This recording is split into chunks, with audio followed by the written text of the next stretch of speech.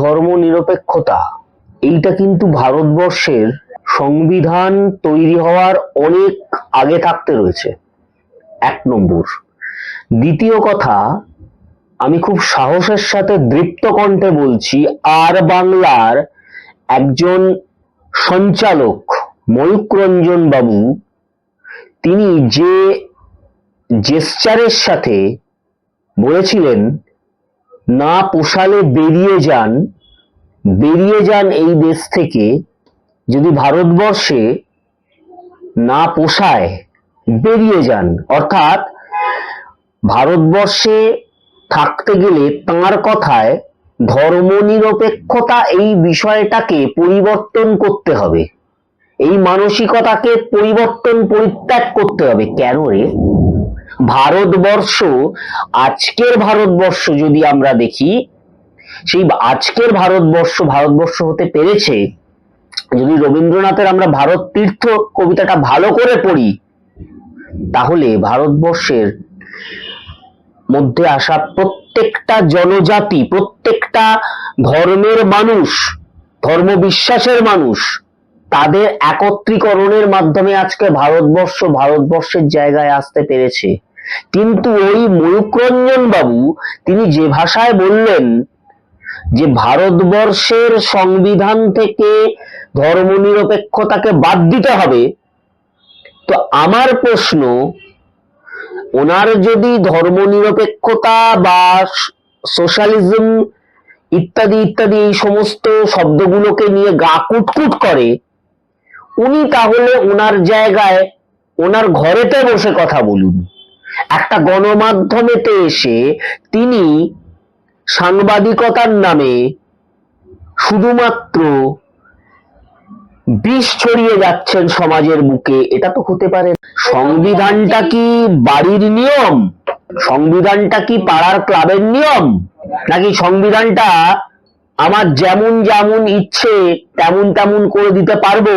সংবিধান সংশোধন এটা হয় অত্যন্ত গুরুত্বপূর্ণ কিছু সময়তে, যখন দেখা যায় যে সমাজের বুকে বা রাষ্ট্রের জন্য কিছু বিষয়কে পরিমার্জন, পরিত্যাগ বা সংযোজন করা দরকার।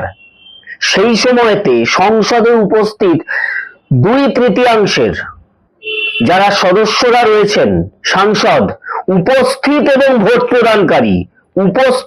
ভোট প্রদানকারী সদস্যদের 2/3 তারা যদি মনে করেন, সংখ্যাটা কিন্তু যত সহজে বললাম তত সস্তা কথা নয়, ভারতবর্ষের বুকে যে কটা গুরুত্বপূর্ণ মামলা হয়েছে তার মধ্যে অন্যতম বেশ কিছু মামলা সংবিধান সংশোধন সংক্রান্ত, যেখানে সুপ্রিম কোর্ট, ভারতবর্ষের মহাধর্মাধিকরণ বলেছেন যে ভারতবর্ষের সংবিধানের যে মৌলিক কাঠামো, মৌলিক বৈশিষ্ট্য, basic structure of constitution, you cannot affect the basic structure of constitution।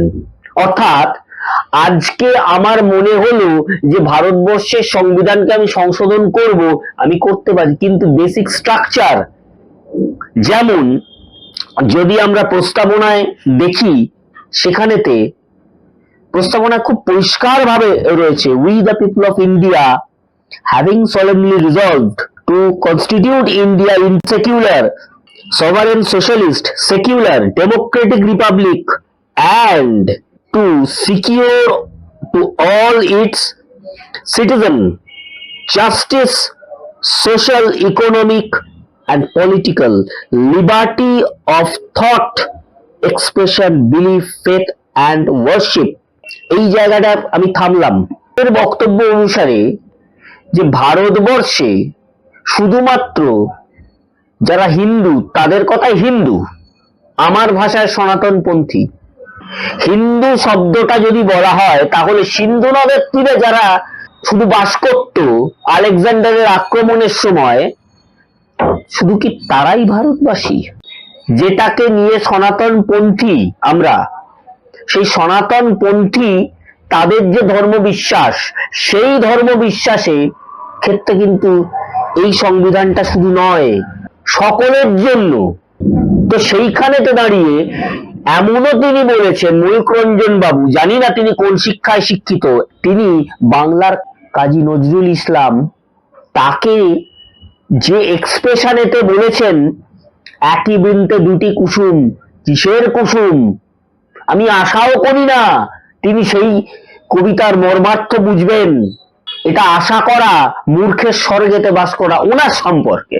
কিন্তু এইটা পরিষ্কার করে বলি, তাহলে ওনার কথায় যদি আমাদের এই কিউলেন্স শব্দটাকে বাদ দিতে হয়, তাহলে আমাদের ভাষায় কি, অর্থাৎ স্বাধীনতা, থট এক্সপ্রেশন, যেভাবে তিনি এক্সপ্রেস করেছেন, যেভাবে তিনি ব্যক্ত করেছেন, যেভাবে তিনি জেস্চারের সাহায্যে ব্যঙ্গ করেছেন, সেই ব্যঙ্গ করার জায়গাটাতেও তো তাকে তাহলে শাস্তির মুখে পড়তে হয়। আর সংবাদ মাধ্যমের স্বাধীনতা মানে কি, আমি আমার দেশের সংবিধানকে নিয়ে যা ইচ্ছে তাই বলতে পারি? এই ধরনের দাঙ্গা লাগানোর, অপপ্রচারকারী, সংবিধানের অবমাননাকারী চ্যানেলগুলোকে অবশ্যই ভারত সরকারের তথা রাজ্য সরকারের উচিত এক ধাক্কায় বন্ধ করা। আইন বিরোধী এটা তো অনেক ছোট্ট কথা, এটা সংবিধান বিরোধী তথা দেশ বিরোধী। আজকের দিনেতে সংবিধানকে আক্রমণ করে যদি কেউ কথা বলে, তাহলে সেও কোনো পাকিস্তানি উগ্রপন্থীর থেকে কম কিছু। তাহলে তো আমি এটাও তো বলতে পারি, উনি ভারতবর্ষে থাকবেন, ভারতবর্ষের খাবেন, ওনার ভাষাতেই বলি, ময়ূক রঞ্জন বাবু, হ্যাঁ ময়ূক রঞ্জন বাবু, আর বাংলার ময়ূক রঞ্জন বাবু, তার কথাতেই বলি, তার ভাষাতেই বলি, ভারতের থাকবেন, ভারতের খাবেন, হ্যাঁ উনিও তো ভারতের থাকছেন, ভারতের খাচ্ছেন। তাহলে সেই জায়গায় দাঁড়িয়ে উনি ভারতবর্ষের সংবিধান সম্বন্ধে আজে বাজে কথা রটাচ্ছেন। ওনার যদি এইটুকু বোধ না থাকে যে ভারতবর্ষের সংবিধানের কোন বিষয়কে পরিবর্তন করা যায়, কোন বিষয়কে পরিবর্তন করা যায় না, ওনার সাংবাদিকতার পাঠটা একটু ভালো করে শেখান। এখানেতে ওনার বিরুদ্ধে দেশ বিরোধী কথাবার্তা উনি বলছেন, waging war against Union of India, and he is provoking, he is abetting. তিনি নিজে এই কথাটা বলার পরে তার এই বোধটা নেই, তিনি একটা গণমাধ্যম থেকে এই কথাটা বলছেন, সেই কথাটার মানেটা কি হতে পারে? যদি আজকে আমি ওনাকে প্রশ্ন করি, তাহলে এপিজে আব্দুল কালাম সাহেব, তাঁর অস্তিত্বকে উনি অস্বীকার করতে পারেন? নেতাজির ছায়াসঙ্গী হাবিবুর রহমান, তাকে আমরা আলাদা করতে পারি নেতাজির নাম থেকে?